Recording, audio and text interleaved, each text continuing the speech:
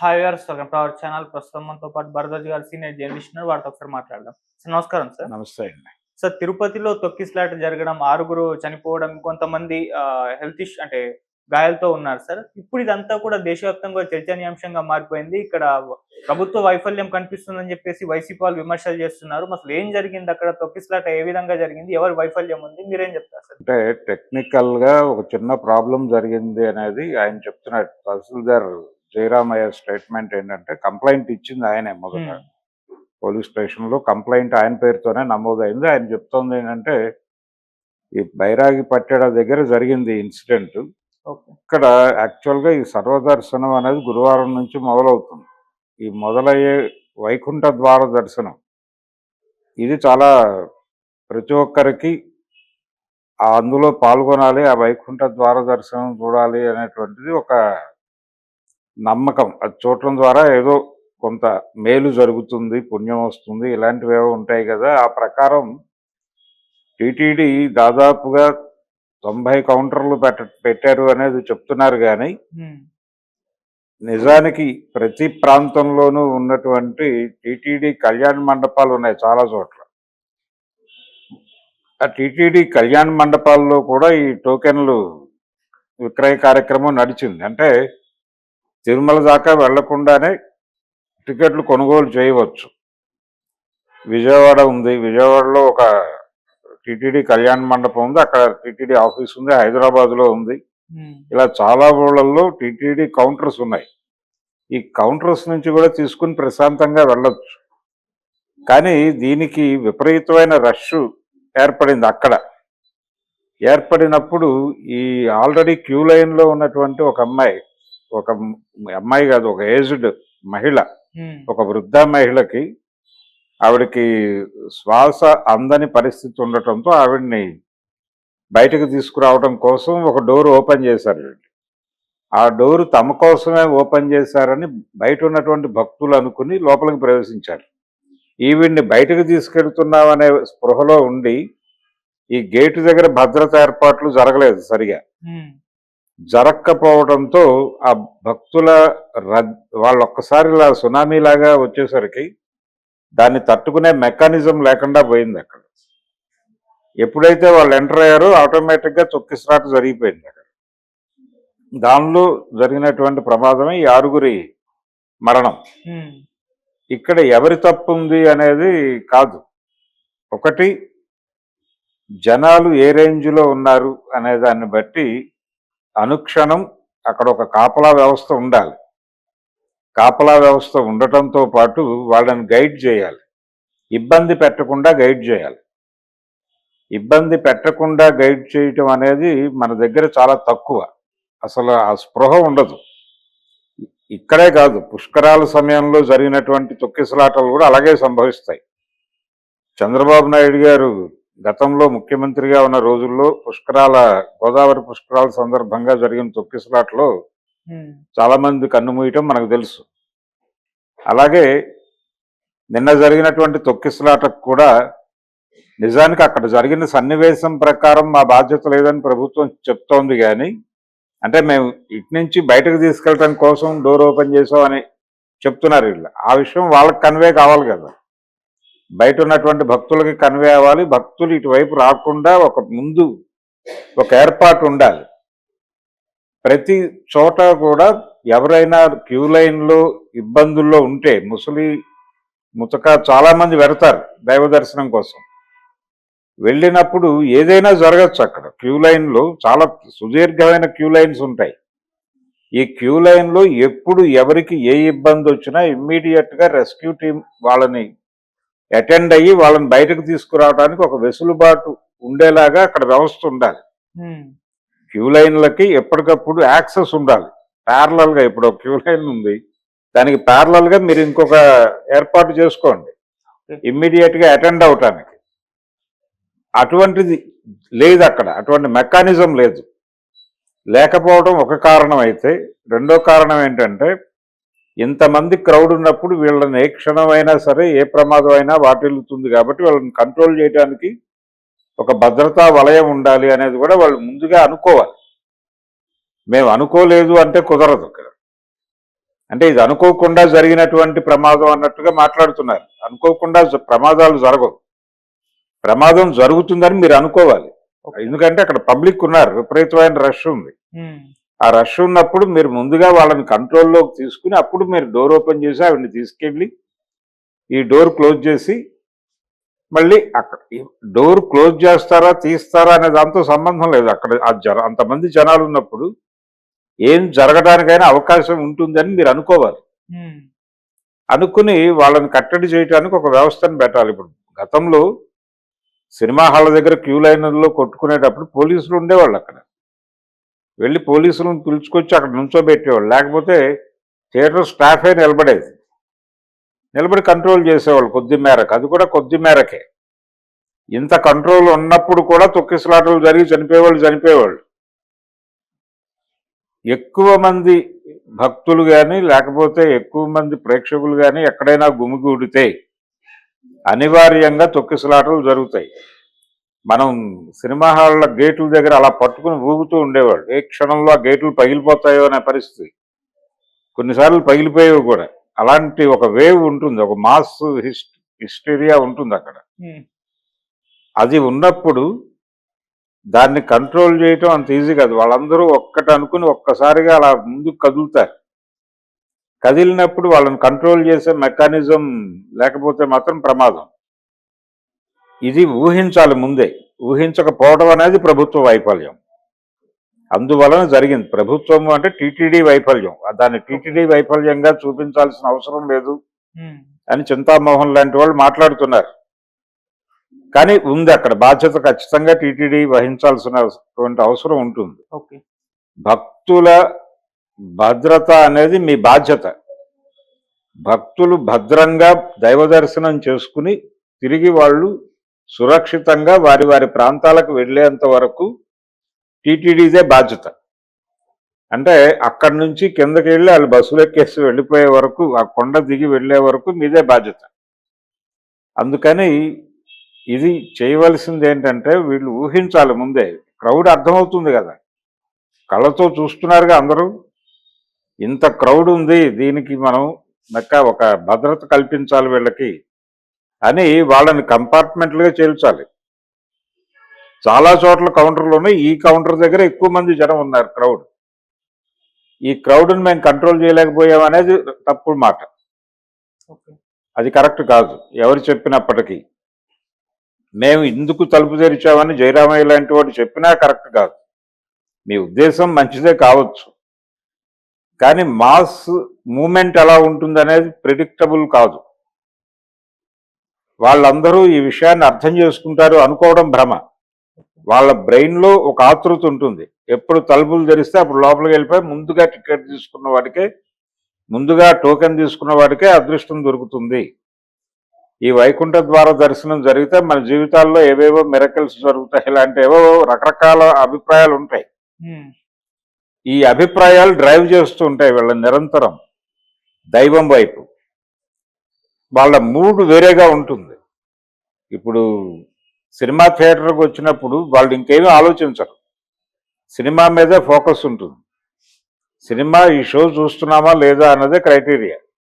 అలాగే ఇక్కడ కూడా ఆ వైకుంఠ ద్వార దర్శనం వ్యవహారంలో మనం పాల్గొంటున్నామా లేదా, పాల్గొనటం కోసం ఏం చేయడానికైనా సిద్ధమైపోతారు ఆ టైంలో. ఇది మాస్ మూమెంట్కి ఉండేటువంటి ఒక మాస్ సైకాలజీ. దాన్ని నువ్వు అర్థం చేసుకొని వ్యవహరించాలి. వ్యవహరించకపోవడం ఖచ్చితంగా తన బాధ్యతగా టీటీడీ బహిరంగంగా అంగీకరించాలి. అంగీకరించి బహిరంగ క్షమాపణ చెప్పాలి. ఆ 6 ఎవరైతే చనిపోయారో వాళ్ళ కుటుంబాల బాధ్యత టీటీడీ స్వీకరించాల్సి ఉంటుంది. అలాగే ఇతర అంశాలకు సంబంధించి, భద్రతాపరమైనటువంటి అంశాలకు సంబంధించి ఇప్పటికైనా సరే, ఈ అనుభవం నుంచి అయినా సరే, మీరు చెప్తోంది ఏంటి, క్యూ లైన్లో ఒకళ్ళకి ఇబ్బంది కలిగితే వాళ్ళని బయటకు తీసుకురావడానికి మేము తిప్పలు పడ్డామని. ఎందుకు తిప్పలు పడాలి? తిప్పలు పడకుండా మీరు ఆల్టర్నేటివ్ ఏర్పాటు చేసుకోండి. ప్రతి చోట మీరు అటెండ్ అయ్యేలాగా ప్రతి క్యూ లైన్కి ప్యారలల్గా ఒకటి వదిలేయండి. దాని తర్వాతది పెట్టండి, దాని తర్వాత వదిలిపెట్టండి, దాని తర్వాతది పెట్టుకోండి. ఆల్టర్నేటివ్గా పెట్టుకొని ఒకటి ఫ్రీగా యాక్సెస్ ఉండేటట్టు మీరు క్రియేట్ చేసుకోండి. దానిలోకి కేవలం సిబ్బంది మాత్రమే వెళ్ళేటట్టు. ఇప్పుడు బలానా చోట ఇబ్బంది ఉందనగానే వాళ్ళు ఏదో ఒక ఇది నొక్కుతారు, ఒక మీటర్ నొక్కుతారు, అది మోగుతుంది. మోగిన తక్షణం ప్రతి క్యూ లైన్కి ప్రతి 10 గజాలకి ఒక అటెండర్ని ఎవరినన్నా పెడితే వాళ్ళు వెంటనే ఇది ఖాళీగా ఉన్నటువంటి దానిలో నుంచి వెళ్ళి అక్కడ అటెండ్ అవుతారు ముందు. ఓకే. వాళ్ళకి ఏం కావాలో చూస్తారు. సాధ్యం కాకపోతే వాళ్ళని ఇందులో నుంచి బయటకు తీసుకెళ్ళిపోతారు. ఇలాంటి ఆల్టర్నేటివ్ ప్రత్యామ్నాయ ఏర్పాట్లు ఉండాలి కదా. అంత పెద్ద వ్యవస్థ, అన్ని డబ్బులు వస్తున్నాయి, అక్కడ అన్ని రకాల సౌకర్యాలు కల్పిస్తున్నామని చెప్తున్నారు. క్యూ లైన్లోకి యాక్సెస్ ఎలా కల్పించుకోవాలి మనం అనేది ఆలోచించాలిగా. ఇంతకాలం ఇన్ని సంవత్సరాల నుంచి నడుస్తోంది అక్కడ. ఎప్పటికప్పుడు ఆ క్యూ లైన్లో ఉన్న వాళ్ళు నానా కష్టాలు పడి వెళ్ళిపోవటం తప్ప, అటు వెళ్తే ముందుకెళ్తే దేవుడి దయ వల్ల బతికి బయటపడ్డామని అనుకోవడం తప్ప, మీరు భక్తులు హాయిగా దర్శనం చేసుకుని వెళ్ళటానికి తగినటువంటి వెసులుబాటు డిజైన్ చేయటం అనేది మీ అవసరం. ఇది భక్తుల ఉన్మాదం వలన జరిగింది అనే మాట ఒకటి వినిపిస్తోంది. అది కూడా కరెక్ట్ కాదు. భక్తులు అలాగే ఉంటారు. భక్తులు అలా ఉంటారని మీకు తెలియాలి ముందు. భక్త్యావేశము అనేది ఒక ప్రత్యేకమైనటువంటి పరిస్థితి. ఆ స్థితిలో ఉంటారు వాళ్ళు. ఆ స్థితిలో ఉన్నవాళ్లే భక్తులు అవుతారు. సంయమనంతో ఆలోచించేవాడు ఈ రోజు ఎట్టి పరిస్థితుల్లోనూ వైకుంఠ ద్వార దర్శనం చేసుకోవాలని అనుకోడు కదా. అనుకోవడం వల్ల అలా అనుకునేలాగా డిజైన్ చేసింది మీరే కదా. ప్రపంచానికి ఇది ఆ రోజు చాలా ఆస్పీషియస్ డే అని, ఈ రోజున గనక దర్శనం చేసుకుంటే అది జీవితంలో ఏదో జరిగిపోతుందని, ఇది చాలా పవిత్రమైనటువంటి వ్యవహారం అని మీరే కదా ఇంజెక్ట్ చేసింది రకరకాల మాధ్యమాల ద్వారా. దాంతో అది నిజమని నమ్మి వచ్చారు వాళ్ళు. వచ్చిన వాళ్ళని అలా చేస్తే అలాగే మీరు భద్రంగా చూసుకోవాలి కదా. అందుకని ఖచ్చితంగా టీటీడీ ఒక బహిరంగ క్షమాపణ చెప్పాలి, బహిరంగంగా ఒక శ్వేతపత్రం విడుదల చేయాలి, నిర్మోహమాటంగా కన్ఫెస్ అవ్వాల్సిన అవసరం ఉంది. జరిగిన లోపంలో అంటే ఈ లోపం జరగటం వెనకాల తమ పాత్ర ఖచ్చితంగా ఉందని అంగీకరించాలి. ఎవరి మీదో నెట్టడం కాదు. గత ప్రభుత్వాలు ఉన్నాయా, చేశాయా? మీ ప్రభుత్వం కూడా చేసింది గతంలో, అంతకు ముందు చేసింది. తెలుగుదేశం లీడ్ చేస్తోంది ఇప్పుడు కూటమి. ఇదే కూటమి ప్రభుత్వం 2014లో కూడా ఉంది. ఎప్పుడైనా ఆల్టర్నేటివ్ ప్లాన్స్ ఆలోచించారా? చాలా ఊళ్ళల్లో మనకి ఆల్టర్నేటివ్ మెకానిజం ఆలోచన ఉండదు. ఒక ప్రధాన రహదారి ఉంటుంది. ప్రతి ప్రధాన రహదారికి 2-3 ప్యారలల్ రూట్స్ ఉండాలి. ఉన్నప్పుడు ఏంటంటే ఇక్కడ ప్రెజర్ ఎక్కువ అయినప్పుడు అటు డైవర్షన్ అయిపోవడానికి ఈజీగా ఉంటుంది. అటువంటి ప్లానింగ్ లేదు మన సిటీస్లోనే లేదు ఆ ప్లానింగ్. కాబట్టి జనాన్ని ఎలా మేనేజ్ చేయాలి, ఎలా హ్యాండిల్ చేయాలి పబ్లిక్ని అనే విషయంలో మనం ఇప్పటికీ పొరపాట్లు చేస్తూనే ఉన్నాం. ఆ పొరపాట్ల ఫలితమే ఈ తొక్కిసలాట్లు. అది తిరుమల గుడి కావచ్చు, సంజయ్ థియేటర్ ఇన్సిడెంట్ కావచ్చు. అక్కడున్న స్పేస్ ఏమిటి, అక్కడ పట్టేటువంటి జనాలు ఏంటి, ఒకవేళ అంతకంటే ఎక్కువ మంది వస్తే వాళ్ళని ఎలా హ్యాండిల్ చేయాలి, ఎలా డైవర్ట్ చేయాలి అనే దానికి సంబంధించిన ప్రాపర్ ప్లాను, అవగాహన లేకపోవడం వల్లనే సంజయ్ థియేటర్ ఇన్సిడెంట్ జరిగింది. ఇక్కడ కూడా అదే జరిగింది. ఇక్కడ కూడా వచ్చిన జనాలని ఎలా హ్యాండిల్ చేయాలి అనేది ముందస్తు ప్లాన్ లేకపోవడం వలన వాళ్ళు వచ్చిన తర్వాతనే ఇమ్మీడియట్గా మీరు ఏర్పాటు చేసుకోవాలి, కోఆర్డినేట్ చేసుకోవాలి. పోలీసులతో వాళ్ళతో కోఆర్డినేట్ చేసుకుని మీరు రంగంలోకి దిగి మీరు అసలు అక్కడ ఉద్యోగాలు చేస్తోందే భక్తుల కోసం, భగవంతుడి కోసం మాత్రమే కాదు, భక్తుల భద్రత కూడా మీ బాధ్యత. తిరుమలలో అడుగుపెట్టిన ప్రతి భక్తుడి బాధ్యత టీటీడీదే. ఆ బాధ్యత విషయంలో తప్పు జరిగింది, దీన్ని కన్ఫెస్ అయి తీరాలి వాళ్ళు. ఏ మాటలు మాట్లాడినా కుదరదు. ఖచ్చితంగా నైతిక బాధ్యత వహించి టీటీడీ దీనికి సమాధానం చెప్పి భవిష్యత్తులో ఇలాంటివి జరగకుండా ప్రత్యామ్నాయ ఏర్పాట్లు ఏం చేస్తున్నాం అనే దానికి సంబంధించి ఒక యాక్షన్ ప్లాన్ ఒకటి ప్రకటించాలి. అది ప్రకటించకపోవడం చాలా తప్పు. ఇప్పటికైనా జరగాలి, ఇప్పటికైనా ఒక ప్రత్యామ్నాయ కార్యక్రమం జరగాలి. ఇలాంటివి జరిగినప్పుడు వాళ్ళు ఆల్రెడీ ఎక్కడికక్కడ కౌంటర్లు పెట్టి అమ్మేస్తున్నాం టికెట్లు అని చెప్తున్నారు, బానే ఉంది. ఒకవేళ జనాలు అక్కడికి పోటెత్తితే ఏం చేయాలి అనే దానికి సంబంధించి కూడా ఒక పార్లల్ వ్యవస్థ ఉండాలి. మీకు ఎక్కువ మంది జనాలు ఉన్నారు, ఇమ్మీడియట్ గా 10 కౌంటర్లు ఆ ఏరియాలోనే ఓపెన్ చేయి, డైవర్ట్ చేయి ముందు జనాల్ని. బాబు అక్కడ కౌంటర్ ఉందా, అటు వెళ్ళిపోండి, మీరు ఇటు వెళ్ళిపోండి, ఇటు వెళ్ళిపోండి అని డైవర్ట్ చేసేయండి. అప్పుడు పలచబడిపోతారు కదా జనాలు. అదైనా జరగాలి. లేదు వాళ్ళందరినీ కంట్రోల్ చేసే ఒక భద్రతాపరమైనటువంటి మెకానిజం అయినా ఉండాలి. ఇవేవీ లేకుండా మీరు అక్కడ కూర్చుని మేము ఒక అందుకు తలుపు తెరిస్తే వాళ్ళు ఒక అందుకు ప్రవేశించారు, అది వాళ్ళ తప్పు అంటే ఎలా కుదురుతుంది? అది ఖచ్చితంగా టీటీడీ తీసుకోవాల్సినటువంటి వ్యవహారం. అంతకు మించి వేరే ప్రశ్నే లేదు దానికి. ఓకే. No excuse. ఓకే. వాళ్ళని క్షమించడం అనేది కుదిరే పని కాదు. ఖచ్చితంగా టీటీడీ బాధ్యత తీసుకోవాలి. రెస్పాన్సిబిలిటీ వాళ్ళది, ఇంకెవరికి సంబంధం లేదు. Okay sir. వాళ్ళు అలా వ్యవహరిస్తున్నందుకు గాను ప్రభుత్వం అలాగే దేవాదాయ శాఖ వీళ్ళందరూ కూడా ఇప్పుడు దృష్టి పెట్టి అక్కడ ప్రక్షాళన కార్యక్రమాలు చేపట్టాలి. ఎవరెవరు ఉన్నారు అక్కడ, ఏ పొజిషన్లో ఉన్నారు, మానిటరింగ్ వ్యవస్థ ఎవరు చేస్తున్నారు, ఆ మానిటరింగ్ వ్యవస్థ ఎక్కడ విఫలమైంది, దీని మీద ఒక సమగ్రమైన దర్యాప్తు జరగవలసిన అవసరం ఉంది. ఈ దర్యాప్తు పూర్తయ్యే వరకు అక్కడ విధుల్లో ఉన్నటువంటి వాళ్ళందరినీ కూడా సస్పెన్షన్లో పెట్టాల్సిన అవసరం ఉంది. వాళ్ళని సస్పెన్షన్లో పెట్టి దర్యాప్తు జరిపి ఒకవేళ నేరం జరిగిందని నిర్ధారణ అయితే ఖచ్చితంగా కేసులు పెట్టాల్సి ఉంటుంది. వాళ్ళ మీద హత్యా నేరం పెట్టినా తప్పు లేదు. హత్యా నేరం 302 కింద కేసులు ఫైల్ చేసి లోపలేస్తే తప్ప వీళ్ళకి ఆలోచనలు రావు. ప్రభుత్వం కూడా దీనికి బాధ్యత వహించాల్సి ఉంటుంది. బాధ్యత వహించి ఖచ్చితంగా ఆల్టర్నేటివ్ ప్రోగ్రామ్స్ చేయాలి. భక్తులు ప్రశాంతమైన వాతావరణంలో దైవాన్ని దర్శించుకుని బయటకు వెళ్ళడానికి ఏం చేయాలో భక్తుల నుంచి కూడా కొంతమందిని పిలిచి కూర్చోబెట్టి మాట్లాడి వాళ్ళు ఏం కోరుకుంటున్నారు, ఏం అకామిడేట్ చేయాలి అనేది చర్చించి జరగాలి. ఓకే. అది జరిగినప్పుడు మాత్రమే ఇలాంటి సంఘటనలు పునరావృతం కాకుండా ఉంటాయి. అప్పటి వరకు ఇవి జరుగుతూనే ఉంటాయి. ఓకే. ఇప్పుడు మనం ఈ తిరుమలలో జరిగినటువంటి తొక్కిసలాట, 6గురు మరణము, టీటీడీ వైఫల్యము గురించి మాట్లాడుకున్నాం. ఇదే పరిస్థితి గనక నిజానికి ఇప్పుడు బయట వస్తున్నటువంటి రియాక్షన్స్ ఇవన్నీ చూస్తున్నాం మనం, చాలా తక్కువగా ఉంది. ఎవరైనా కొంచెం సీరియస్గా రియాక్ట్ అయితే వాళ్ళ మీద ఎదురుదాడి జరిగేటువంటి పరిస్థితి కూడా కనిపిస్తోంది. ఇదే ప్రమాదం ఇలాగే గనక గత ప్రభుత్వంలో జరిగి ఉంటే, జగన్మోహన్ రెడ్డి ముఖ్యమంత్రిగా ఉండగా ఇలాంటి సంఘటన జరిగి ఉంటే పరిస్థితి ఇలా ఉండేది కాదు.